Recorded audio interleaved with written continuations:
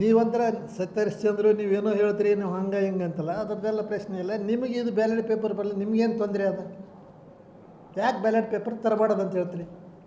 ನಾನು 136 ಮಂದಿ ನೀವು ರಾಜೀನಾಮೆ ಕೊಟ್ಟು ಮತ್ತೆ ಬರ್ರಿ ಅಂತೇನೋ ವಿಜಯೇಂದ್ರ ಅವರು ಯಾರು ಮಾತಾಡಿದರು. ಆಯ್ತು, ರಾಜೀನಾಮೆ ಕೊಡು ಅಂತ ಹೇಳ್ತೀನಿ. ನೀವೇ ನಮ್ಮ ಜಾಗದಾಗಿದ್ದು ನೀವು ರಾಜೀನಾಮೆ ಕೊಡ್ತೀರಾ?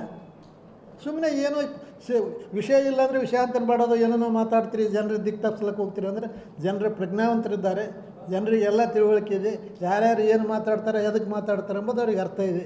ಬಿ ಜೆ ಪಿಯವರಿರಲಿ, ಜನತಾದಳದವ್ರಿರಲಿ, ಅವ್ರಿಗೇನು ಕೆಲಸ ಇಲ್ಲ, ಅಭಿವೃದ್ಧಿ ಮಾಡೋ ವಿಚಾರ ಇಲ್ಲ.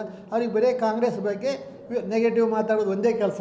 ಬ್ಯಾಲೆಟ್ ಪೇಪರ್ ಬಗ್ಗೆ ನಾವು ಒಂದು ಸಾರಿ ನಮಗೇನೋ ಎಲ್ಲ ಕಡೆಯಿಂದ ನೋಡಿದಾಗ EVMಲಿಂದ ಬಂದೀವಿ, ಖರೆಯಾದ EVM ತೆಗೆದು ಬ್ಯಾಲೆಟ್ ಪೇಪರ್ ಮಾಡಿ ಇನ್ನೂ 136ಕ್ಕಿಂತ ಹೆಚ್ಚಿಗೆ ಬರ್ತದೆ ನಮ್ಮ ಸೀಟ್ಗಳು.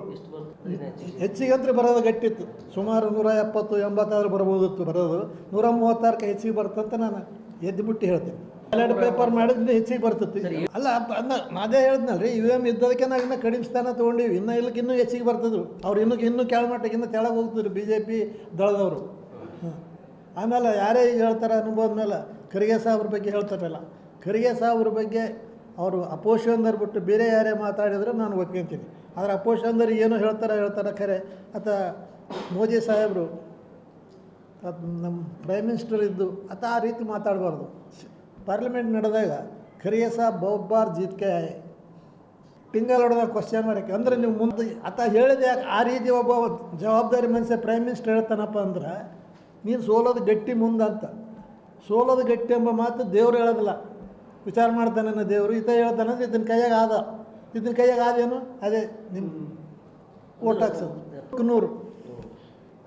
ಯಾಕಂದ್ರೆ ಖರ್ಗೆ ಸಾಹೇಬ್ರಂಥ ಮನುಷ್ಯ ಇಲ್ಲಿ ನಮ್ಮ ಭಾಗದಲ್ಲಿ ಮಾತ್ರ ಸೋಲೋ ಪ್ರಶ್ನೆನೇ ಬರ್ತಲ್ಲ. ಅಂಥ ಕೆಲಸ ಮಾಡಿದಂಥ ಮನುಷ್ಯ, ಅಭಿವೃದ್ಧಿ ಅಧಿಕಾರ ಅಲ್ಲಿಂದ ಇಲ್ಲಿವರೆಗೆ ಆರಿಸಿ ಸೋಲು ಕಾಣಲಾರ್ದಂಥದ್ದು. ಬಡವರ್ಲಿಂದ ಹಿಡಿದು ಶ್ರೀಮಂತರವರೆಗೆ ಮತ್ತು ಯಾವುದೇ ಕೆಲಸ ಆತ ಮಾಡಿದಷ್ಟು ನಮ್ಮ ಕರ್ನಾಟಕದಲ್ಲಿ ಎಲ್ಲಿಯೂ ಮಾಡಿರ್ಲಿಕ್ಕಿಲ್ಲ. ಅಂಥ ಮನುಷ್ಯನ ಸೋಲಿಸ್ತಾರೆ ಅಂದರೆ ಜನ ಸೋಲಿಸಿಲ್ಲ, ಸೋಲಿಸಿದ್ದು BJP ಸರ್ಕಾರ.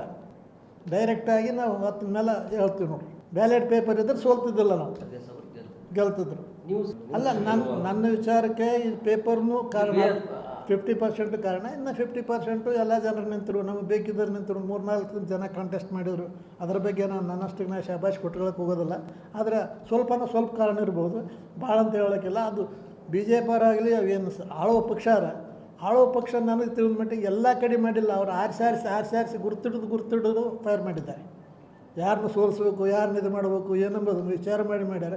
ಪೂರ್ತಿ ಎಲ್ಲ ರೀತಿಯಿಂದ ಮಾಡಿದ್ರೆ ಹಿಂಗಾದರೆ ಬೇರೆ ಕಡೆಯೂ ಎಲ್ಲಿ ನಮ್ಮ ಕೆಲ ಕಡೆ ಬಂದಿಲ್ಲ ಅಂತಿಲ್ಲ, ಹೇಳೋಕ್ಕಿಲ್ಲ. ಅವ್ರ ಮನಸ್ಸಿನಾಗ ಮಾಡಿ ಈಗ ಎಲ್ಲೇನೋ ಇದರ ಹೋದಲ್ಲಿ ಉದಾಹರಣೆ ಅಡವಿಗೆ ಹೋದಾಗ ಇಲ್ಲ, ಅದನ್ನು ಕೆಲವೊಂದು ಕಡೆ ಯಾರಿಗೆ ಸೋಲಿಸ್ಬೇಕಂತ ಅವ್ರ ಮನಸ್ಸಿರ್ತಲ್ಲ.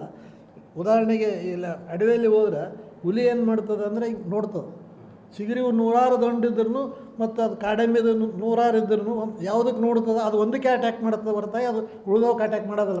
ಬಗಲೆಗೆ ಬಾಯಾಗಿ ಸಿಗ್ತದ್ರೆ ಹಿಡಿಯೋದಲ್ಲ, ಅದು ಇನ್ನೊಂದು ಸಿಗೋದಲ್ಲ, ಓಡ್ತದನ್ನು ದಮ್ಮು ತೊಗೊಂಡು ಹೋಗಿ ಅದನ್ನೇ ಹಿಡಿತದೆ.